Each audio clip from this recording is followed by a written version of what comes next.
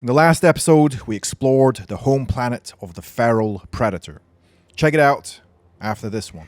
So watching 2 videos in a row really helps the channel. And now, yet another shocking revelation has been brought to us concerning the feral predator's biohelmet.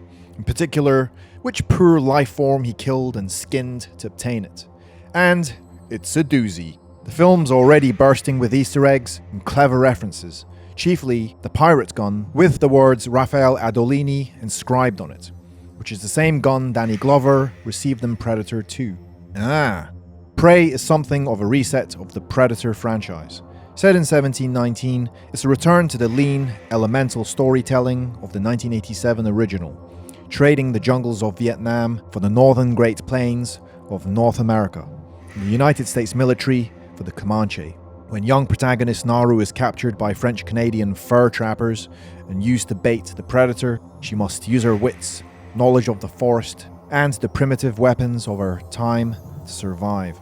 To make the Yautja a visual match for Prey's wilderness, and a fair match for its Comanche adversaries, the team behind Prey gave the alien a dramatic makeover and a more primitive set of weapons. Dubbed the feral predator, this Yautja's smaller, if you can call it that, with stragglier dreads and a thinner face.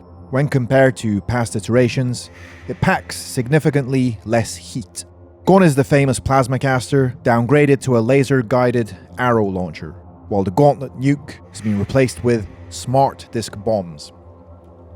Oh, I have a smart device in my house for the thermostat. Is it the same? No.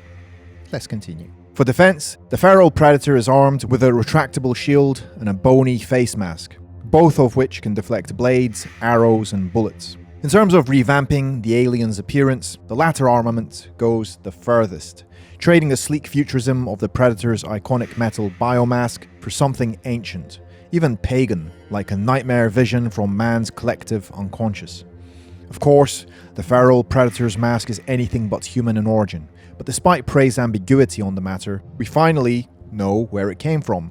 And it was right there the whole time! The origins of the feral predator's skull mask in Prey can be traced to the canonical alien species known as the River Ghost, introduced in 2010's Predators, directed by Robert Rodriguez. River ghosts are humanoid in appearance, with insect-like exoskeletons and bony wing-like protrusions on their backs.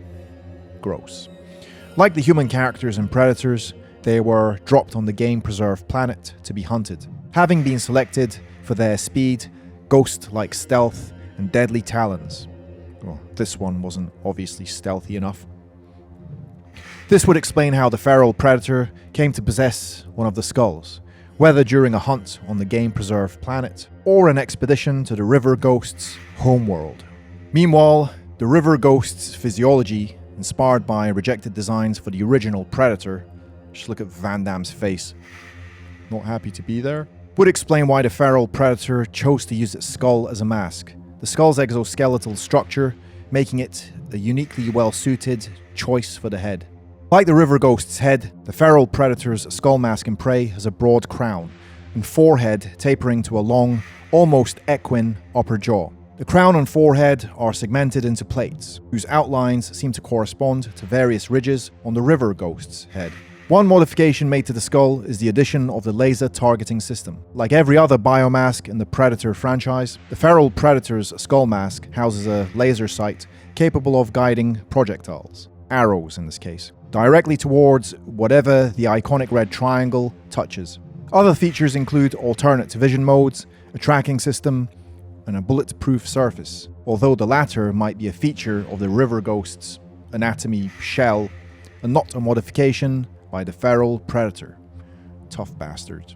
While the feral predator's skull mask hasn't won over everyone, complaining, it's hard to deny it's a more frightening look than the traditional biomask, and a better fit visually for the Prey movie setting. The River Ghost was Robert Rodriguez's way of paying tribute to the abandoned Predator design from the original film. But while it featured heavily in early drafts of the Predator's screenplay, its role was reduced to just a few pages in the final draft. With Prey, director Daniel Trachtenberg may not only have found a clever way to tie his movie to Rodriguez's reboot, Predators, but to finally give both the abandoned Predator design and the River Ghost their due.